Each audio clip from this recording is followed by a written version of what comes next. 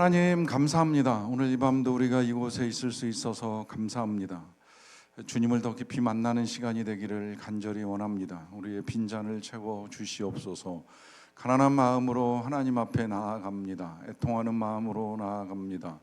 약속하신 대로 하나님의 나라가 우리의 마음에 임하고 하늘의 위로가 임하기를 간절히 원합니다. 예수님의 이름으로 기도하옵나이다. 아멘.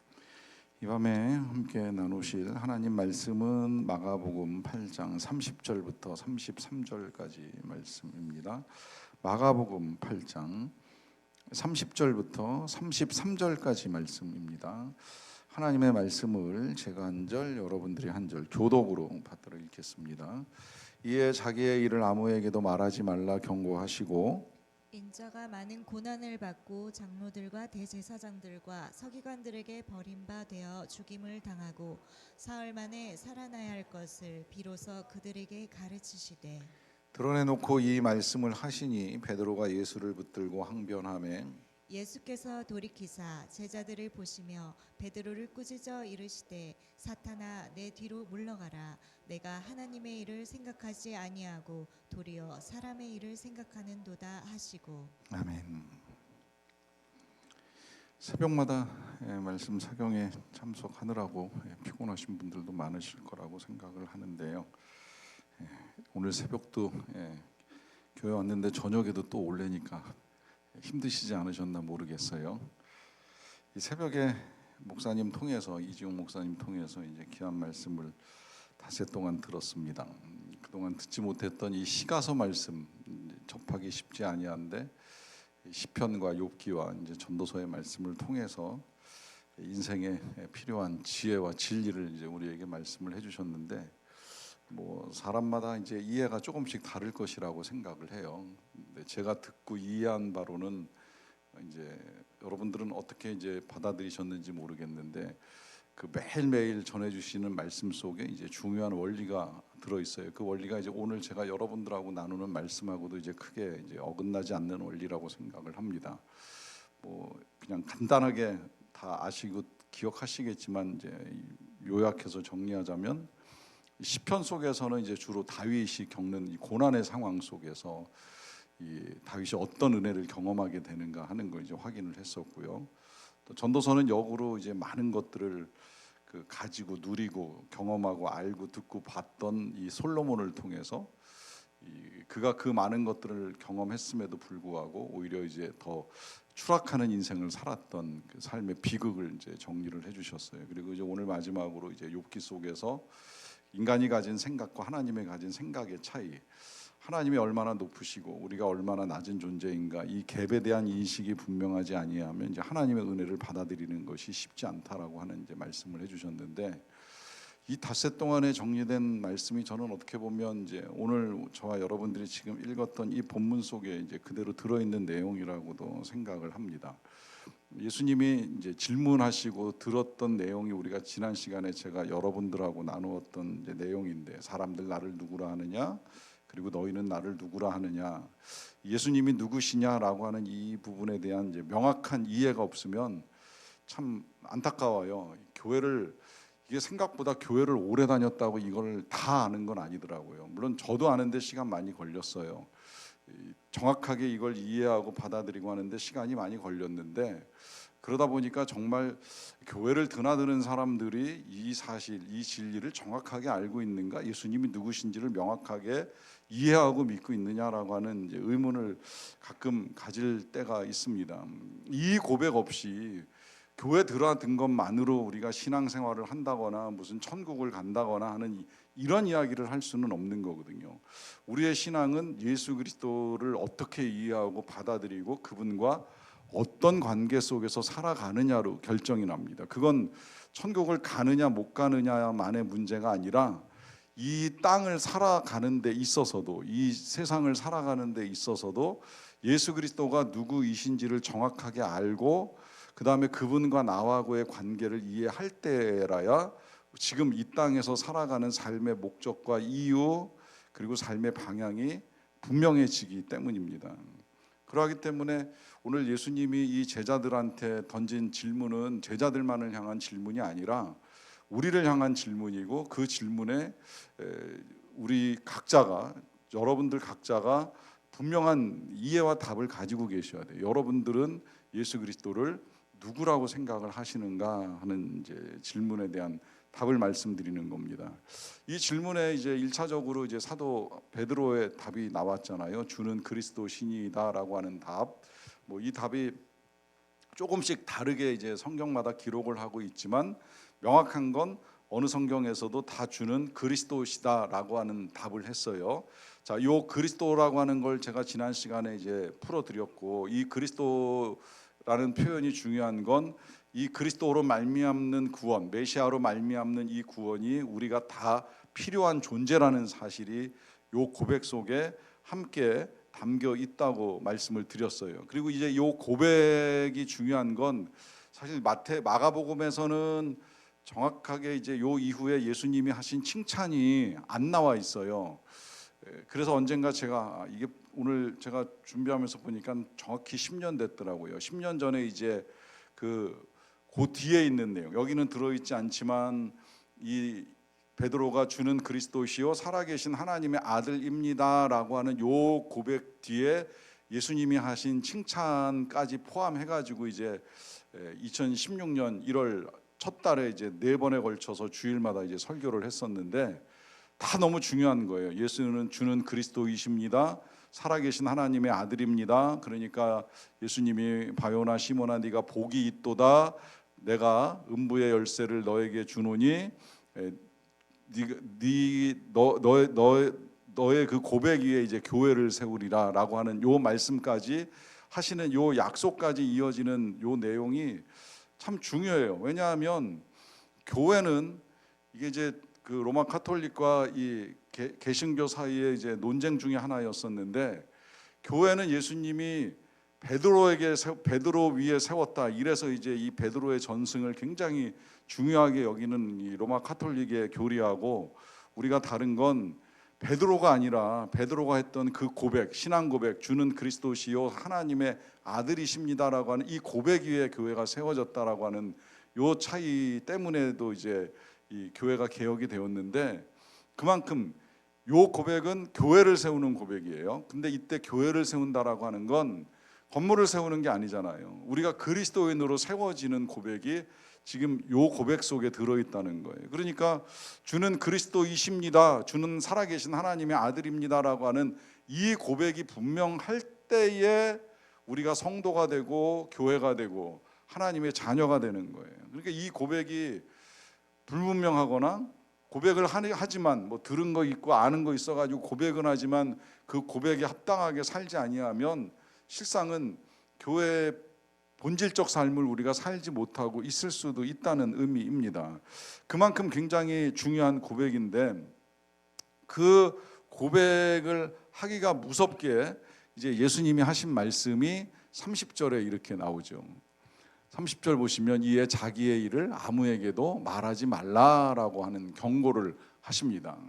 자, 이 자기의 일을 아무에게도 말하지 말라라고 하는 이제 이 경고를 하시는 이유는 일단 이거 너희들에게만 하는 고백이다. 여기 지금 너희들이라고 하면 아마 제자들, 지금 이제 가이사랴 빌립보까지 데리고 간 12명의 제자들인데 그 12명의 제자들에게만 하는 고백인데, 이거 일단 너희들만 알고 있어, 아무도 알면 안 돼라고 하는 당부를 먼저 하시잖아요. 일단 왜 그런가, 왜 이렇게 말씀을 하시는가? 오히려 주가 그리스도라는 사실은 지금 우리 같으면 세상에 더 드러나야 되고 더 전해져야 되는데, 오히려 요즘은 거꾸로 교회가 혹은 성도가 이걸 너무 안 하고 있는 거 아닌가? 예수님이 메시아고 예수님이 구원자라는 사실을 세상에 더 전하고 선교하기 위하여 힘써야 되는데, 그 반대로 예수님은 이거 아무에게도 말하지 말라라고 하는 경고를 합니다. 왜 이런 경고를 할까? 자, 일단 그 이유를 몇 가지로 좀 보자고 한다면, 사실 요 주는 그리스도라는 사실은 당시 사람들 입장에서는 오해의 소지가 굉장히 많아요. 왜냐하면 제자들도 그렇지만 그 당시 대부분 이스라엘 사람들이 기다리던 그리스도 메시아 구세주는 누구예요? 이스라엘을 해방시킬, 로마의 압제로부터 자유를 허락할, 광복을 가져다 줄 독립운동 지도자 내지는 정치 혁명가를 기대했던 거예요. 그러니까 내가 그리스도야 라고 하는 사실 잘못 전해지면 예수님을 어떻게 해서든 왕으로 세우고 정치적으로 이용하려고 하는 사람들이 적지 않았던 시대라고 하는 것이죠. 그러면 그 사실이 갖고 오는 문제는 뭐예요? 그렇게 되면 예수님은 이 땅에 오신 본래의 목적, 하나님의 아들로서 이 땅에 오셔서 우리를 구원하시고자 하는 그 본래의 목적을 행하지 못하는 일이 이제 벌어지게 되는 거죠. 뭐 거기다가 이제 이거를 이 오늘 본문 보실 때 이런 생각도 좀 하시고 보셔도 도움이 될 것 같아요. 지금 우리는 다 지나가고, 그러니까 예수님의 고난부터 시작해서 부활, 승천, 성령 강림, 교회 세워지고 그 다음에 이제 성경 기록돼 가지고 이 성경책이 우리의 손에 주어지고, 이것도 이제 어렵다고 하니까 이게 이제 교리적으로 정리가 되고, 교리도 이제 까다롭다 이제 생각이 되니까 그걸 신학적으로 풀어가면서 공부를 해온 지 2000년 세월이 흐르고 난 다음에 이 모든 사실들을 이제 받아들이잖아요. 그러니까 웬만큼 교회 좀 다녀봤으면 웬만큼 다 알아요. 뭐 예수님 오신 거, 죽으신 거, 부활, 승천, 지금 제가 열거한 모든 것들을 대충 알아요.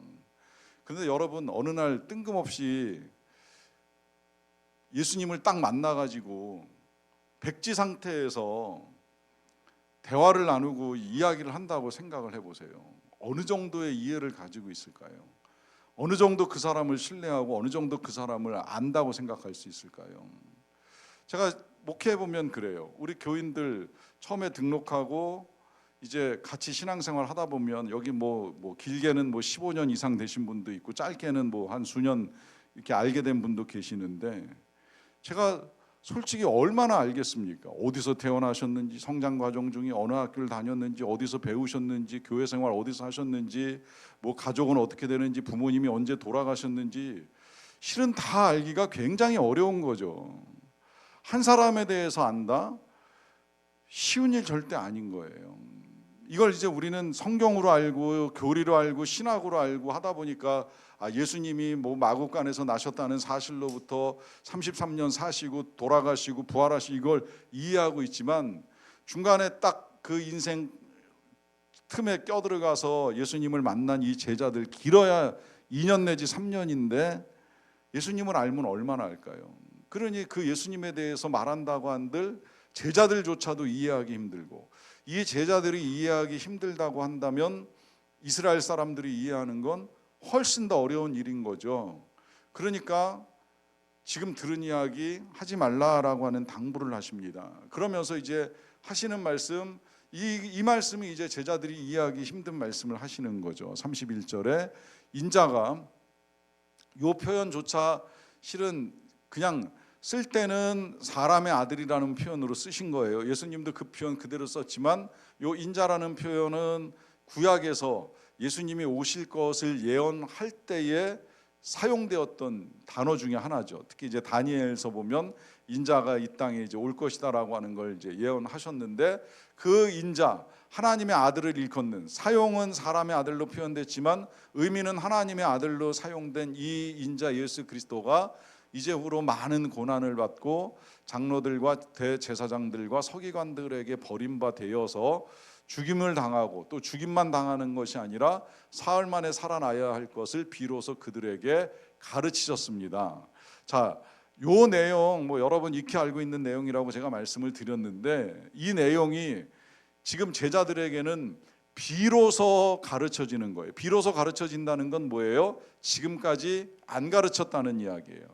안 가르치셨다라고 하는 이야기는 아직 가르칠 때가 안 되었던 거고, 드디어 때가 돼서 예수님이 제자들을 가르치기 위해서 이제 어떤 일이 벌어지는가 하는 사실을 말합니다.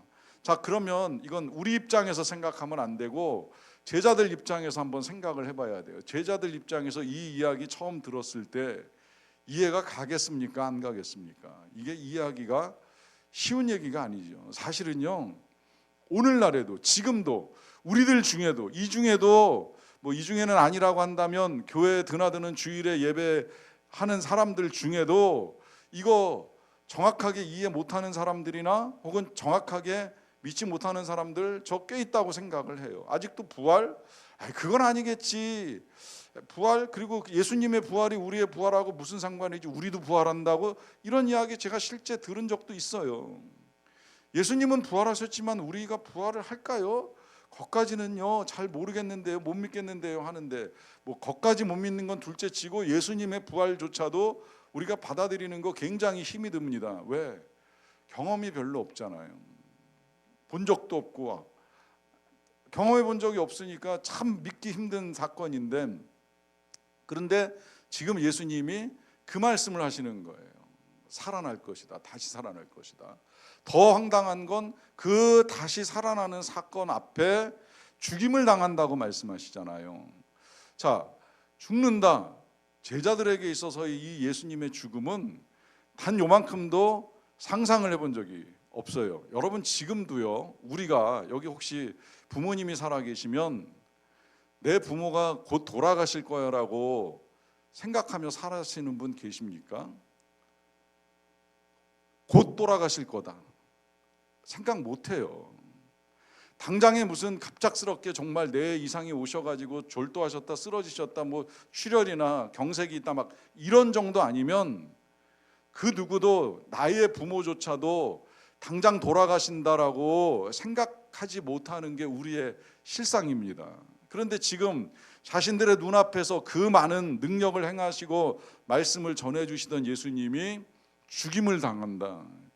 이게 받아들일 수 있는 이야기가 아니라는 거죠. 그것도 이제 그냥 죽는다, 갑자기 죽는다, 지금 제가 이야기한 여러 질병 때문에 죽는다가 아니라 어떻게 죽어요? 고난을 당하고 죽는다 그래요. 고난. 뭐 그 고난의 가해자들도 지금 생각지 못한 뭐 제사장이니 서기관들이니 장로들이니 당시에 굉장히 종교적으로 정치적으로 지위가 높고 인정받고 존경받던 사람들인데, 이 사람들이 우리 예수님을 가해한다, 그것 때문에 우리 예수님이 고난받고 죽는다, 이거를 제자들도 받아들이기가 힘든 거예요. 그러니까 이거 어디 가서 사람들한테 말하지 말라 말씀하시는 건 너무나 당연했던 거고, 제자들도 받아들이기 힘든 이런 말씀을 하셨습니다. 그런데 일단 이 말씀 우리가 넘어가기 전에 이 사실은 하나 말씀을 드리고 싶어요. 지금 요 말씀에 제가 서두에 말씀드린 이 지혜서가 우리에게 전해주는 지혜의 원리 다 들어있어요. 다 들어있다고 말씀드리는 건 우리의 인생이 예수님의 고난과 부활과 전혀 무관한 인생들이 아니고요. 또 예수님이 고난과 부활을 통하여서 여러 가지 일들을 겪어 나가시지만 그 모든 것들이 결국은 우리를 위하여 이루어 가시는 하나님의 사랑의 결정이라고 하는 거죠. 그런 면에서 이 십자가와 부활만 정확하게 잘 이해해도 우리가 하나님의 사랑을 의심할 요만큼의 이유가 없어요. 십자가의 은혜가 명확하면 명확할수록, 나를 위해 십자가에서 고난당하신 예수님의 죽음이 분명하게 내 마음에 와 닿으면, 여러분 그 다음엔 우리가 하나님의 사랑을 의심할 이유가 하나도 없습니다. 어떤 상황에서도, 어떤 일을 겪어도. 문제는 이 십자가에서 왜 예수님이 죽으셨는지, 그 죽으심이 정말 이 처절한 죄인을 향한 하나님의 얼마나 큰 사랑인지를 모르니까 지금 우리 눈앞에 있는 것 때문에 자꾸 원망이 터져 나오는 거예요. 눈앞에 있는 것 때문에 탄식이 터져 나오는 거예요.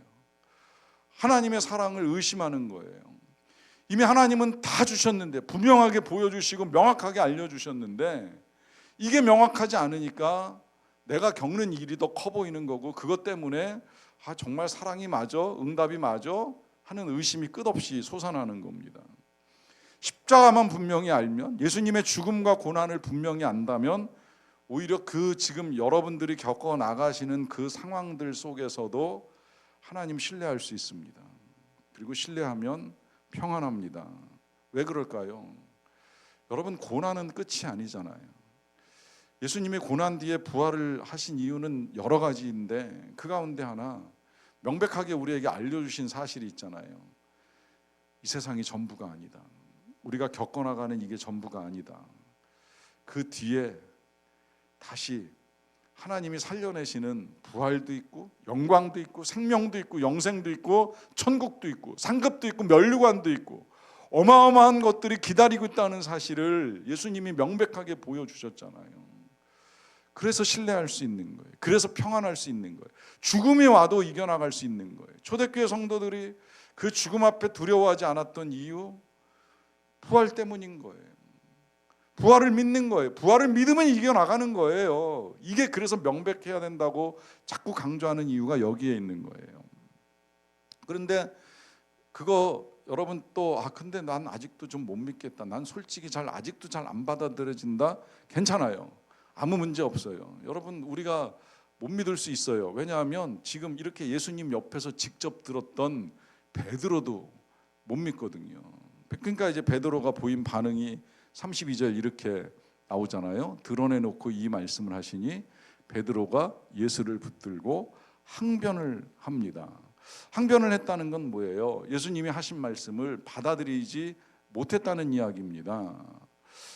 그런데 요 항변이라는 단어 다시 보니까 좀 놀라운 의미를 발견했는데 요 항변이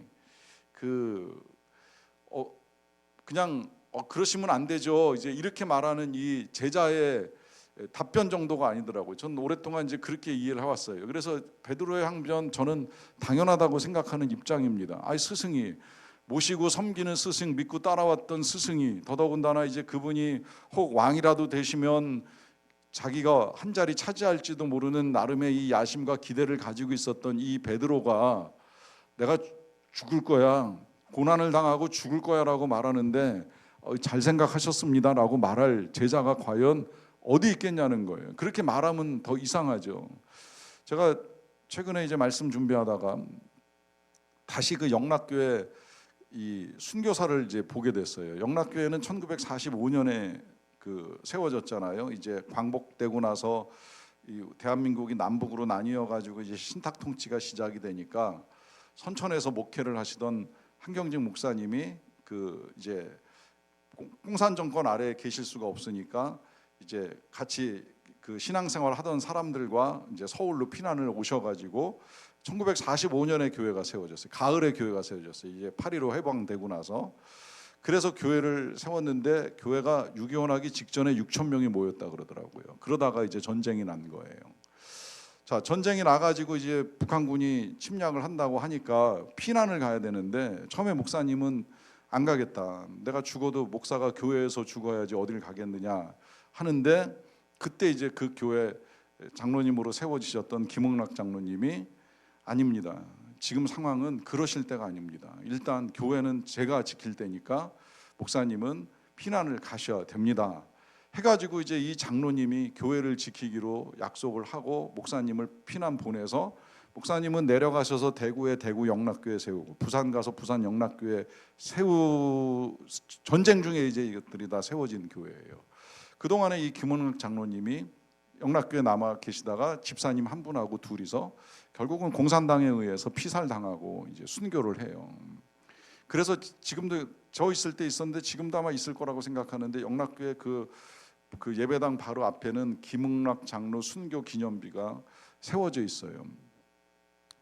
이게 맞잖아요. 스승이 내가 교회를 지킬게라고 하면 아닙니다. 제가 대신 지킬 테니까 가세요 하는 게 맞잖아요. 막는 게 맞는 거잖아요. 저는 처음에 이 베드로의 답변을 그렇게 이해한 거예요. 내가 이제 고난당하고 죽을 수 있어 라고 예수님이 말씀하시니까 그건 안 되죠. 예수님이 돌아가시다니요. 그건 안 되는 일이에요 라고 말하는 이거 맞는 거 아니에요? 상식적으로 생각하면. 근데 이게 지금 이 항변이라는 단어가 그런 의미의 항변이 아니더라고요. 보니까 이 항변이 이 뒤에 나와 있는 예수님이 제자 베드로를 꾸짖는다고 똑같은 헬라어가 쓰였어요. 그러면 베드로도 예수님을 꾸짖는 거예요. 근데 이제 이게 우리말로 번역하면 말이 안 되잖아요. 또 어디 감히 제자가 스승을 꾸짖을 수가 있겠습니까? 그래도 적어도 지금이야 뭐 선생들의 권위가 워낙 바닥으로 떨어져 가지고 이런 표현을 쓸 수 있는지 모르겠지만 이 성경이 번역되던 시대는 군사부 일체 아니었습니까? 왕과 아버지와 선생님이 다 하나로 존중받던 시대다 보니까 예수님을 꾸짖음해라고 할 수는 없으니까 예수님을 붙들고 항변했다라고 하는데 꾸짖은 거나 다름이 없다는 거예요. 그러니까 뭐라고 꾸짖었겠어요? 자, 여기서 이 붙든다라고 하는 건 그런 의미에서 간청하기 위해서 매달리는 붙들미 아니라 왜 그런 거 있잖아요. 공적으로 이렇게 여러 사람이 모여서 이야기를 나누는 중에 누가 하지 말아야 될 이야기를 했어. 근데 그냥 내버려 두면 계속 이제 그 말을 하면서 뭔가 분위기를 이상하게 만들거나 이게 아니면 뭐 나쁜 영향을 이제 여러 사람한테 끼칠 것 같은 상황이 되잖아요. 그럼 여러분 어떻게 합니까? 붙들고 이렇게 한쪽으로 싹 끌어내죠. 그래서 이제 조용히 이야기하잖아요. 야, 지금 그런 말을 하면 어떡해? 이런 의미 아시죠? 더 설명 안 드려도. 그러니까 지금 베드로가 예수님을 붙들고 그 얘기를 하는 거예요. 지금 그런 말씀을 하실 때가 아니죠. 조용히 이제 예수님을 모시고 그렇게 말씀드리는 거. 아니, 우리 지금 여기 12명이 예수님 믿고 여기까지 따라와서 열심히 지금 충성스럽게 배워나가고 있는데 갑자기 돌아가신다, 무슨 고난당하신다 이런 말씀 하시면 어떻게 이제 이런 식의 항변을 한 거예요. 그런데 그때 예수님의 반응 보세요. 33절. 예수님이 그렇게 따로 붙들고 간 베드로와 단둘이 얘기를 하는 것이 아니라 돌이키시면서 제자들을 보시고 베드로를 꾸짖습니다. 왜 그럴까요? 지금 이 베드로가 가지고 있는 생각은 베드로만의 생각이 아니라 제자들의 생각일 수도 있는 거고, 뭐 제자들의 생각이라는 건 결국 우리들의 생각일 수도 있는 거고요. 또 그 후에 하시는 예수님의 말씀은 베드로만 들어서 되는 말씀이 아니라 제자들이 다 들어야 되는 이야기, 다 들어야 되는 말씀이고 제자들뿐만이 아니라 우리들도 다 들어야 되는 말씀이죠. 자, 근데 그 말씀이 생각보다 조금 이제 과격하게 나왔어요. 뭐라 그래요? 사탄아, 내 뒤로 물러가라 그럽니다. 누구한테 하신 말씀인지 아시죠? 베드로한테 예수님이 직접적으로 사탄아, 내 뒤로 물러가라 라고 하는 말씀을 하신 거예요. 이게 얼마나 큰 충격입니까? 제가 지난주에 그 목회하는 친구 교회 가가지고 항존직 헌신 예배를 드렸는데 헌신 예배 설교 제목이 이랬어요. 내가 죄인 중에 괴수. 이제 그날 헌신 예배 드리는 모든 항존직들한테 메시지, 뭐 무슨 느낌인지 벌써 딱 오죠. 우리가 죄인 중에 괴수라는 생각, 이게 제가 전하고 싶었던 핵심이었어요. 그랬더니 그 담임 목사님이 설교 끝나고 나니까 강단에 올라오셔서 그런 말씀하시더라고요. 서로 얼굴 쳐다보지 말고 한 번만 더 해봅시다. 내가 죄인 중에 괴수. 서로 얼굴 보고 하면 시험 든다는 거죠. 네가 죄인 중에 괴수. 이게 뉘앙스가 엄청 달라요. 내가 나한테 죄인 중에 괴수라고 하는 거하고 내가 여러분들한테 죄인 중에 괴수라고 하는 거의 차이는 다르잖아요. 직접 들을 때 내가 인정하는 것과 남이 말하는 거의 차이는 엄청난 겁니다. 근데 지금 예수님은 직접 베드로의 면전에다 대고 사탄아, 내 뒤로 물러가라 라고 하는 말씀하십니다. 엄청난 충격을 줄 만한 지금 메시지를 전달하고 계시는 건데 왜 그럴까요? 누구라도요 이런 생각을 할 수 있다는 거, 이런 생각이라고 말씀드리는 건 사탄의 생각을 할 수 있다는 겁니다. 그럼 이 사탄의 생각이라고 하는 건 뭐겠습니까? 사탄의 생각이라고 하는 건 그 뒤에 예수님 말씀하시잖아요. 뭐라고 말씀하세요? 네가 하나님의 일을 생각하지 아니하고 도리어 사람의 일을 생각하는도다. 결국 사탄이라고 베드로가 말을 들었던 이유는 뭐예요? 하나님의 일을 생각한 것이 아니라 사람의 일을 생각했어요. 자, 요 차이를 우리가 잘 알아야 됩니다. 하나님의 일과 사람의 일, 어떻게 보면 사람의 일 크게 나쁜 거 아니라고 생각해요. 예수님 지금 고난당하시면 안 돼요, 지금 돌아가시면 안 돼요 라고 말하는 이것이 베드로의 생각이고 사람의 일이라고 할 수 있는데 왜 이 생각이 사탄아라고 하는 말까지 들을 정도로 문제가 되었을까요?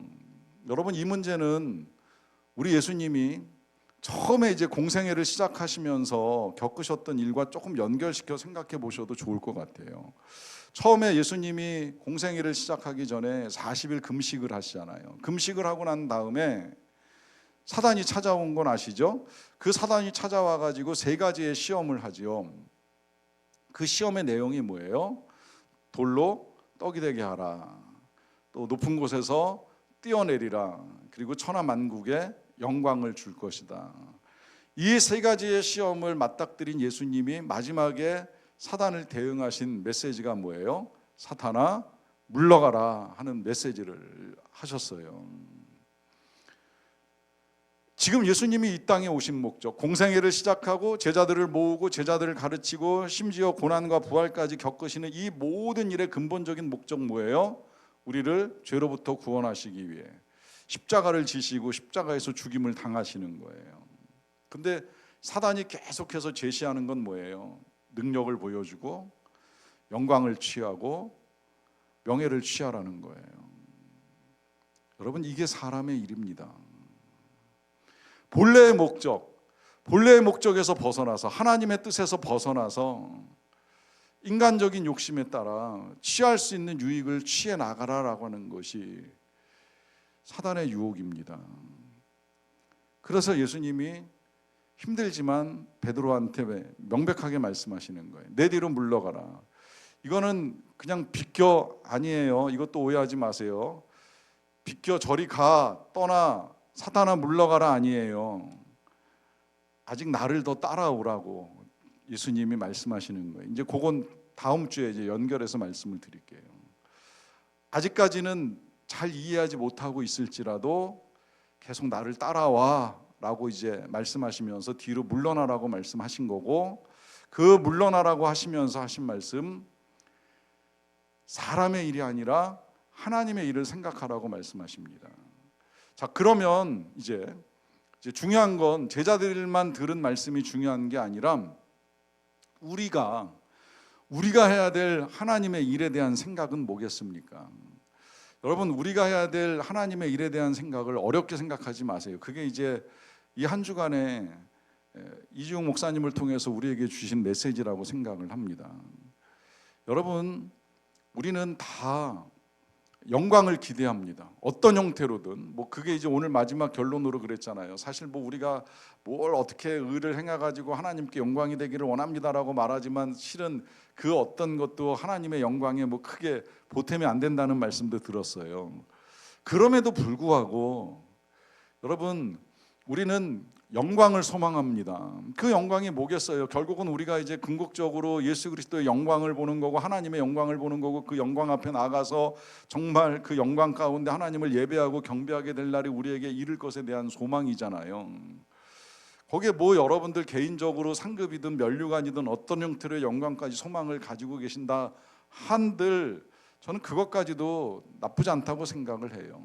다만 그 영광에 이르기 전에 하나님의 일은 고난을 겪어 나가는 겁니다. 고난을 감당하는 거예요. 왜 하나님이 마음이 가난한 자가 복이 있다고 말씀을 하시겠습니까? 그 고난을 거치지 않은 복 경험할 수 없다는 거예요. 왜 애통하는 자가 복이 있습니까? 그 애통하는 고난 가운데 하나님의 은혜를 경험할 수 있기 때문이죠. 여러분, 삶이 영광을 소망하는 건 당연한 거예요. 하나님은 우리에게 그런 유전자를 주셨다고 저는 생각해요. 기쁨을 추구하고 행복을 추구하고 영광을 추구하고 능력을 추구하는. 다만 거기까지 가는데 여러분, 십자가를 마다하지 마십시오. 고난을 회피하지 마십시오. 이건 피하고 이것만 취하리라 안 됩니다. 여러분, 감당하며 나아가십시오. 더더군다나 우리는, 예수님은요 혼자 감당하셨어요. 누가 십자가를 끝까지 따라갑니까? 다 도망갔잖아요. 다 부인했잖아요. 혼자 십자가 지고 낯선 구레네 사람 시몬 한 사람 조금 거들어준 게 전부예요. 혼자 지셨지만 감사하게도 우리는 혼자 가지는 않잖아요.